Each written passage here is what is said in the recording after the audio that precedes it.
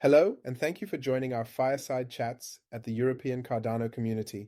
I am Marcus, one of the core team members, and if you like what we are doing, please consider supporting our individual projects. At time of this recording, these are Davide's Rookies Game, Ricardo's Web3 user group, or delegating to my Cardano stake pool with the ticker Birth to support us at Larissa Health.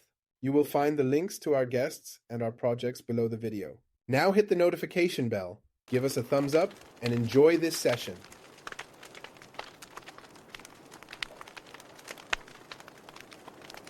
Hi, Robert. Thank you. Hello.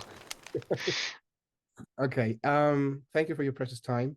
You're the founder of Mynth, and I've been following the project loosely. And for those who haven't, what is Mynth and how does it work?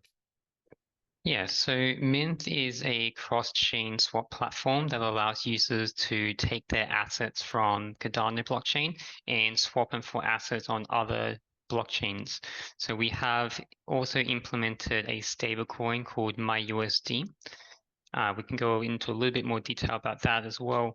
But this is really the vehicle for the cross-chain swaps. So the goal is that you'll be able to take any Cardano native asset and swap it for any native asset on another blockchain. Right now, we've integrated with Tron.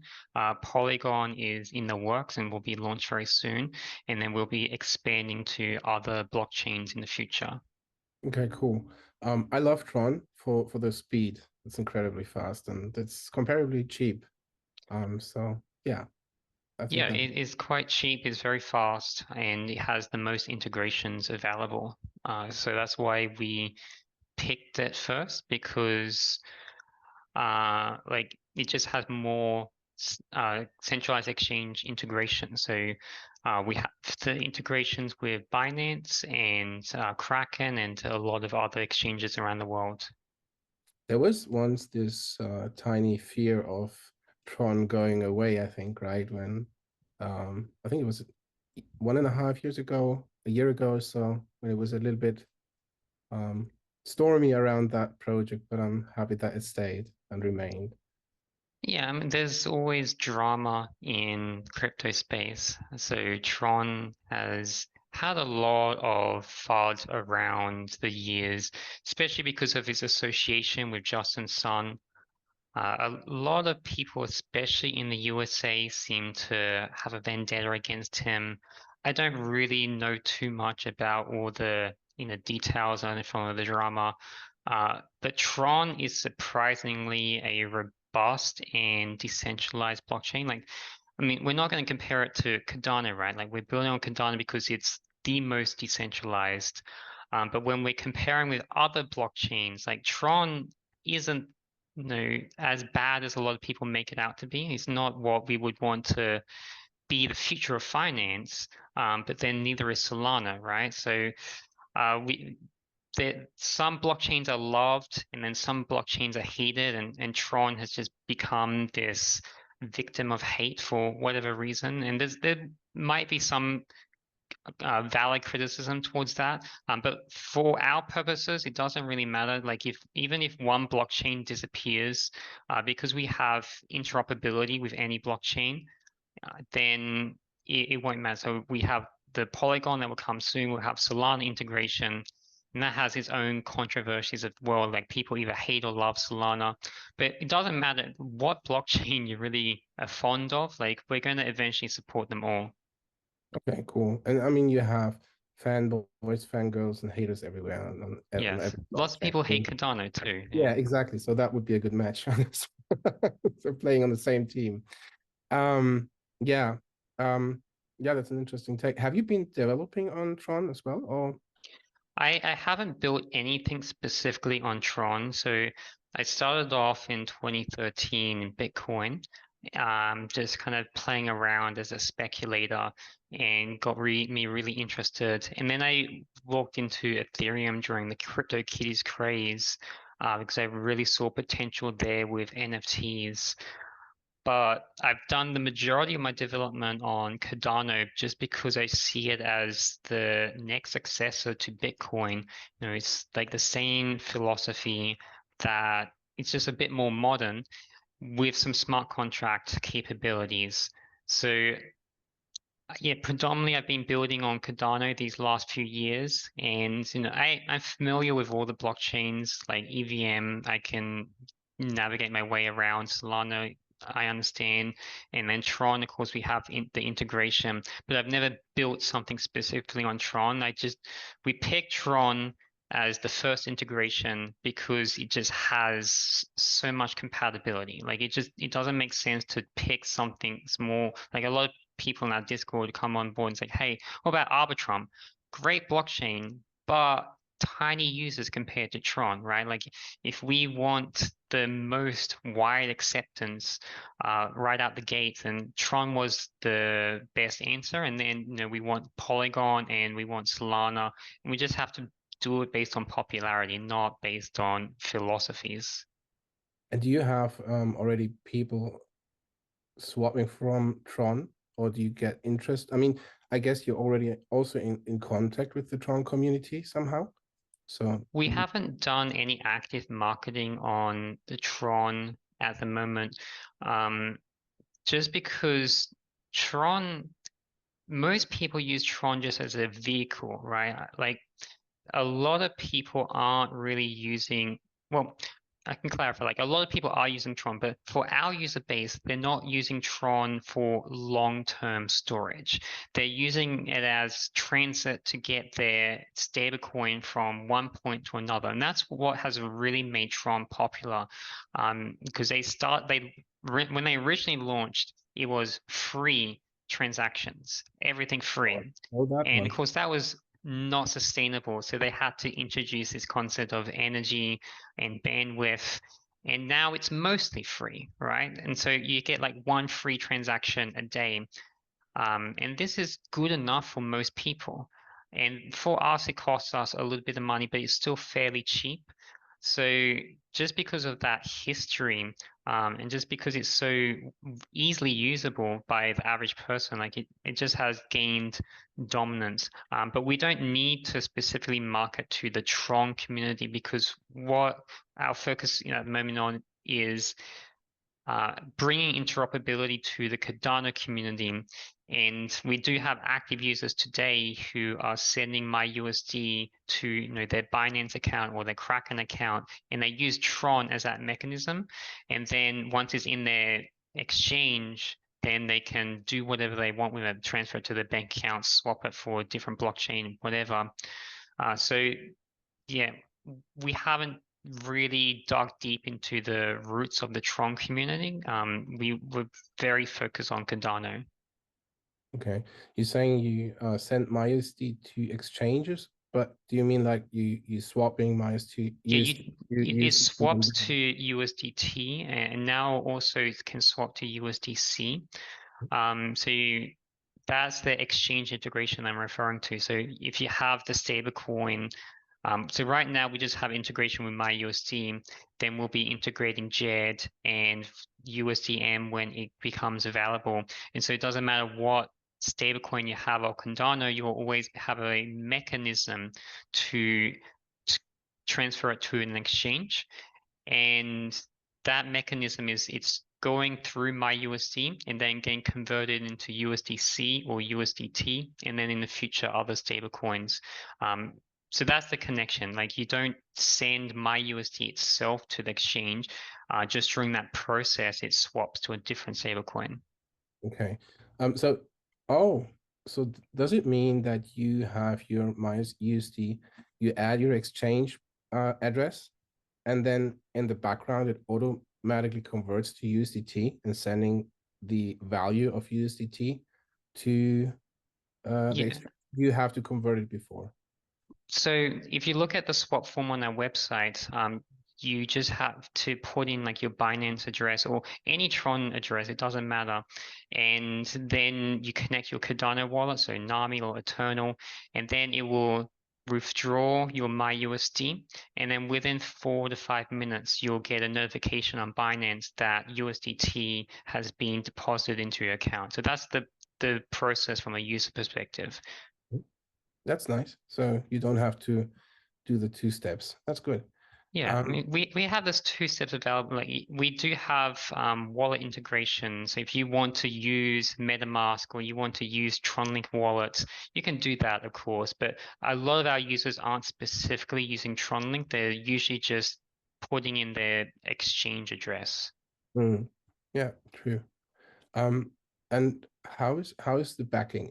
Is there a backing? How does it work on that Yeah, so side? my USD is fully collateralized by other stablecoins. So right now that collateral includes an almost 50-50 split between USDT and USDC. And over time, we'll be adding more collateral support and expanding blockchain. So we're looking at TUSD, we're looking at USDP. When USDM launches on Cardano, we'll also have Cardano as a part of the collateral options. So my USD, you can just think of it as a synthetic asset that has collateral one-to-one with another stablecoin, and all these stablecoins are interchangeable, and that's what really powers the cross-chain swaps for Mynth, because the MyUSD stablecoin is really just the vehicle that we're using to have that interoperability. And of course, you can use MyUSD as a normal stablecoin because it's always going to maintain its peg. That's the way it's designed.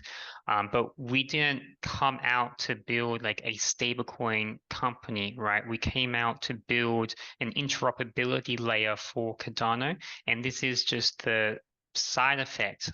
You have the stablecoin that can be swapped one-to-one for any other stablecoin on any other blockchain, with Cardano being used as the core decentralized layer. Okay, cool. With that, I mean, I know you're traveling the world and currently you're also traveling Europe. How is it then with Mika? I mean, it does apply, I guess. I mean, with the European citizens who want to use your services, how do you see that? The compliance part, how do you see capital requirements?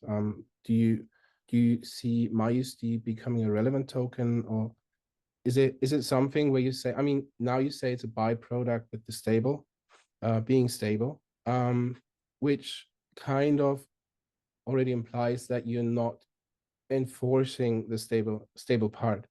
Um, how do you answer these questions? Yeah, I think the regulatory landscape is really challenging at the moment, and we're just waiting and waiting for some guidance from these regulators about what exactly are the rules. But in the end, you know, this being a decentralized solution, it becomes like in this murky playground. It's like, who is actually going to be responsible for the enforcement of the regulations? Um, so to kind of answer that, is like, we are not actively involved in the legal side at this stage, not to the extent, say, as like a project like Mehen with the USDM stablecoin, because that's a direct backed like a fiat-backed stablecoin, so they need to be a lot more progressive with the regulation. So they have the authorizations in the different US states, and then over time they could expand. And the stablecoins that we use as a collateral, they all have licensing, with the exception, I think, of JED. If we do add that, I'm not sure what their stance is. But those stablecoins are regulated, and then MyUSD, being a synthetic stablecoin, is a bit more of an unclear perspective in terms of the regulation, because it's the same as JED, is the same as IUSD, is the same as DAI on Ethereum. Like, how do you really regulate these synthetic assets that are managed by a DAO? Is quite different than USDC, where you have a corporate entity, Circle, that you can say, hey, these are the rules, can you go follow it? Whereas with MyUSD, it's like, okay, you have this DAO, and then the DAO can do the voting on chain to regulate the rules of the protocol. But that's a decentralized action. And then also, how does the regulation actually apply? If a DAO is living on the Cardano blockchain, who has jurisdiction over that? Does the US government have jurisdiction? Does the EU? It is very interesting, and it's something that we are paying a lot of attention to, but we also just building. Our philosophy is just like we will build it and we will figure out all the other details as we get along. We're trying to follow the laws as they're written to the best of our ability, but the regulators, they don't make it so easy. We really wish that they would just kind of give us some rule books that are very clearly defined on what we can and cannot do. Fortunately, we're not there yet, so we're trying our best. Yeah, the thing that I remember when I worked it through was there's two things that you need to figure out or to stay away if you want to make it a decentralized project in that way, for the lack of a better word, is to stay away from becoming an asset reference token and not becoming an intermediary. So, for example, when you have something like Simple Swap, I think you clearly have an intermediary, but they don't have a stable token. But if you have an asset reference token versus being e-money, then you have, and that's the question that I would have at that point is you basically collateralizing MyUSD with already regulated stable coins. Doesn't this make it much more challenging to level up? Because I would say most probably, I don't know the financial backgrounds here, but I would just assume that company like Cody or USDC have much more funds applicable. And I mean, I think you probably let it get funded decentralized, right? But these are the things that I remember. So just maybe have a look at this again if you haven't seen this part, but you already mentioned that you're watching it very, very closely. So that's just the part where I would have a question mark with the asset reference token in that regards. Yeah, they're very good questions, and the honest truth is we don't have answers yet, because these regulations are very new, and we don't know how they all apply to synthetic assets specifically, and how do they apply to a decentralized entity that doesn't really have an intermediary. So we're not a simple swap, right? Because simple swap is centralized, where they are maintaining custody. Our team has no custody during that swapping process because it's a peer-to-peer swap system that has smart contracts. So, even if we wanted to, we can't steal the money. Like Simple Swap, it has people who, in theory, I'm not saying it would ever happen, but in theory, they have the capability to take that user's money. They have the custody. We don't have the custody, so like how can we facilitate, like how's the regulations look there? That's still a bit unclear. Cool. So it makes sense probably for people that want to interact with your protocol to check out. I think you released even the tokenomics just recently, right? So to make a look at this and then doing their own research on this, how the team is involved, and if there is a major share on the team, which I think is not, most is in the treasury, and yeah, and then the fair compensation for the team. Yeah, we launched the token. Well, the token was launched with the protocol itself on mainnet. So when we did the mainnet launch, the protocol requires token, so it had to be minted, and then we did distribution via airdrop.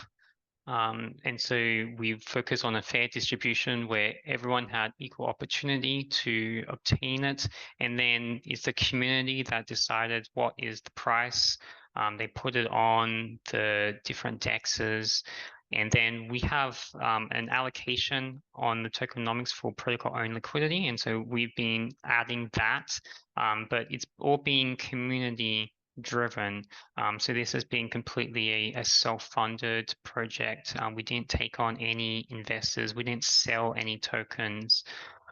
So, I mean, the token is publicly tradable now. And so as the vests happen, every team member has the opportunity to sell on the open market. But we didn't raise any funding from that.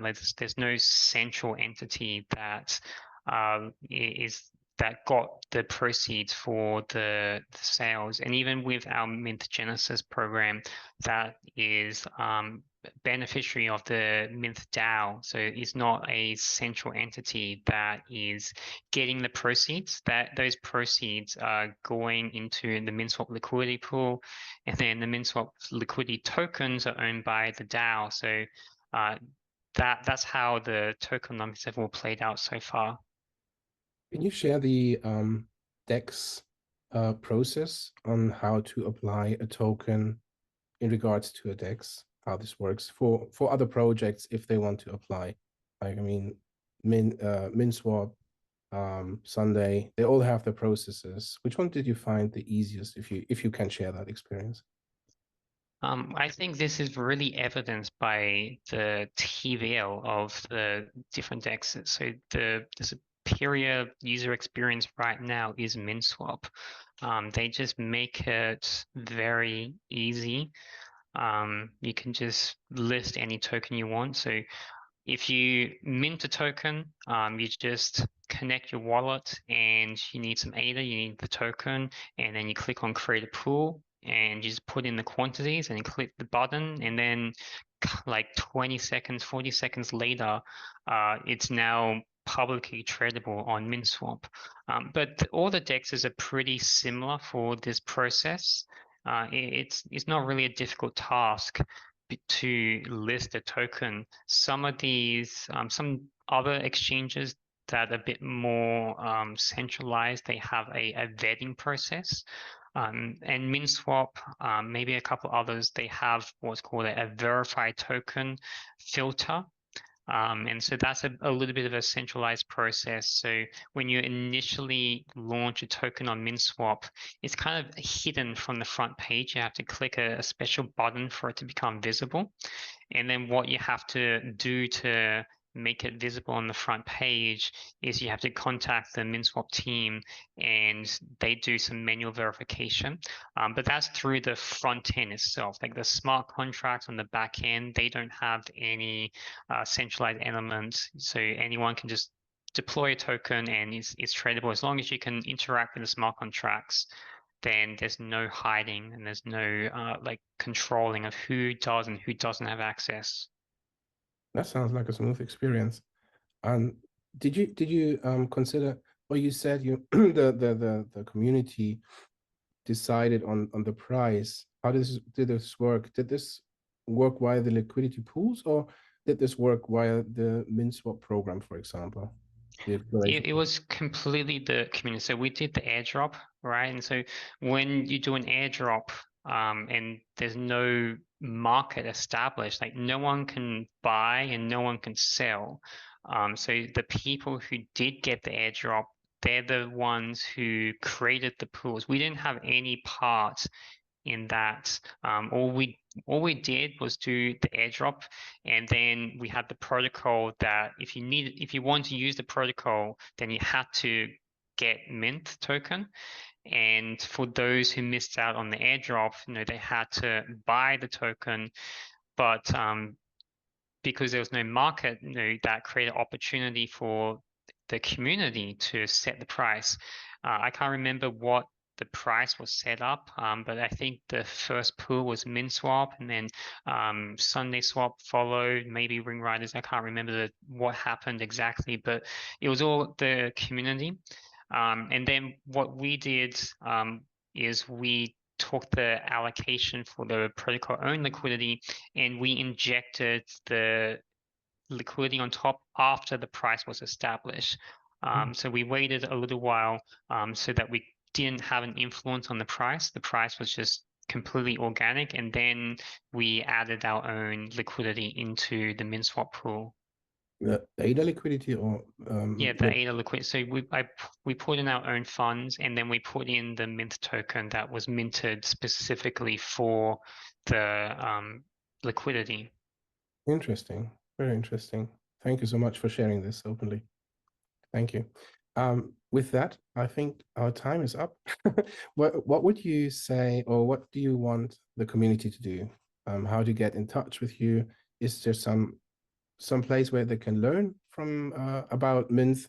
Is it the website? Is it better on the Discord? Is it following Twitter? Is there education series? How do you want the community to interact with you? Yeah, it's a good question. So Discord is really the best way right now.